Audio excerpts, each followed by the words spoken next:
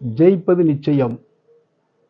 ஆதிமூல சத்குரு வீரபோக வசந்தராயர், கல்கி மகான் மகாலட்சுமி சுவாமியினுடைய ஆசீர்வாதமும் அருள்மிகு மகாலட்சுமியினுடைய அருளும் அனைவருக்கும் கிடைக்கட்டும் என்று சொல்லி ஆசீர்வதிக்கின்றேன்.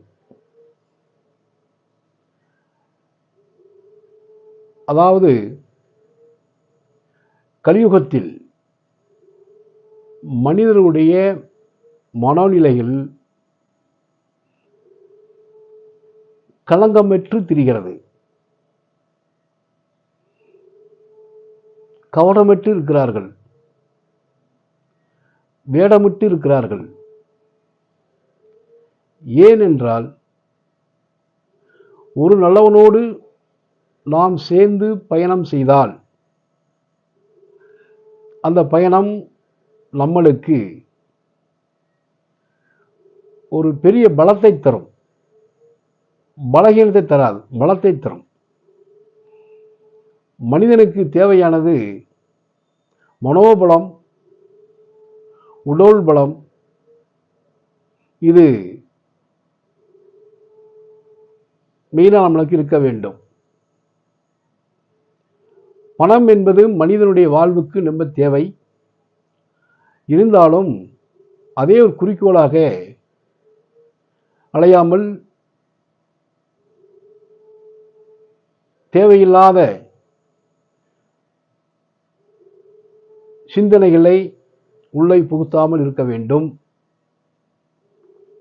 பரம்பொருளாகிய உன் மனதுக்குள் வர வேண்டும் என்று சொன்னால், உன் மனம் எப்பொழுதும் சுத்தம் செய்து கொண்டே இருக்க வேண்டும் என்று சொன்னால், நல்லதை நினைத்துக் கொண்டே இருக்க வேண்டும், நல்லதை பேசிக்கொண்டே இருக்க வேண்டும். நீ 24 மணி நேரமும் தவமோ, அதாவது விரதமோ இருந்து கொண்டு உன் உடம்பை வருத்தி எந்த பயனும் இருக்காது. முதல்ல பொறாமை அகற்றணும். நல்லவர்களுடைய உறவு மெயினாக நம்மளுக்கு தேவைப்படுகிறது. இந்த கலியுகம் எப்படின்னா, கிரேதா யுகம் ஒன்று, கிரேதா யுகம், துவாபர யுகம், கலியுகம் நடந்துட்டு இருக்கு. கிரேதா யுகத்தில் மனிதனாக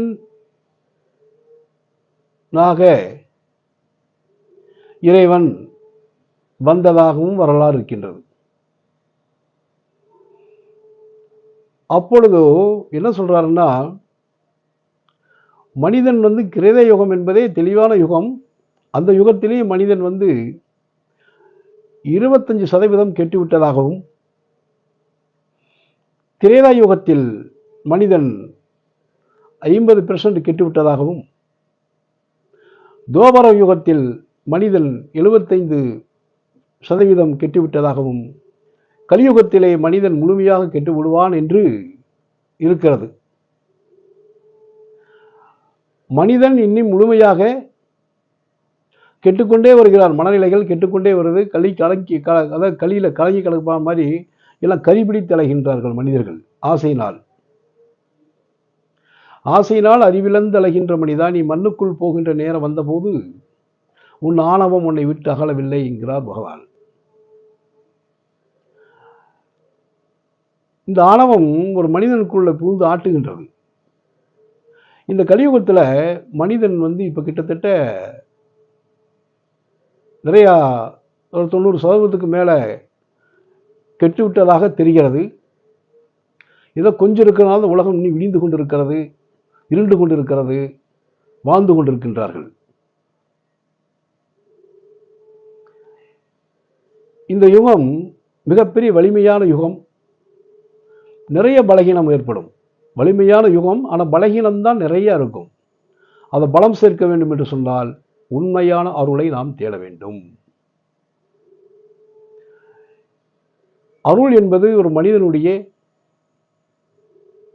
மனதுக்கு சட்டையில் அழுக்கு இருக்கு, துவைத்து விடுகிறோம். உடம்புல அழுக்கு இருக்கிறது, தேய்த்து குளித்து விடுகிறோம். உள்ளத்தில் இருக்கின்ற அழுக்கை நாம் எப்படி எடுப்பது அப்படின்னு பார்த்தால், நல்ல அருளாளருடைய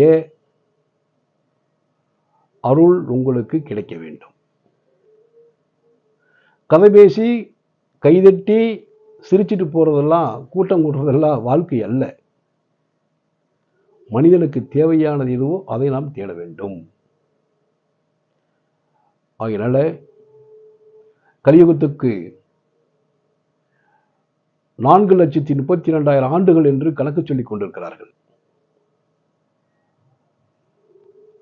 ஒரு மனிதனுக்கு ஒரு வருடம் 366 நாள் அப்படின்னு சொல்றாங்க. மனிதனுக்கு இருக்கக்கூடிய கணக்கு. இறை கணக்கு என்பது ஒரே கணக்கு. ஒரு வருடம் என்பதுதான் ஒரு நாள். அந்த 4,32,000 அப்படியே கழிச்சு பார்த்தீங்கன்னா, இந்த கலிகாலம் 5000 கூட வராது. ஏதோ டைம் இழுத்துட்டு இருக்கு. முடியக்கூடிய நேரம் தான், டைம் இழுத்துக்கிட்டு இருக்கு. ஏன் இழுத்துட்டு இருக்கு அப்படின்னா, ஆங்காங்கே கூட்டு பிரார்த்தனைகள் செய்து கொண்டிருக்கிறதுனால இறைவன் கருணையால் கவனித்துக் கொண்டிருக்கிறார் என்பதை சொல்லி, நிறையா உங்களுக்கு கருத்துக்களை சொல்ல வேண்டியிருக்கின்றது.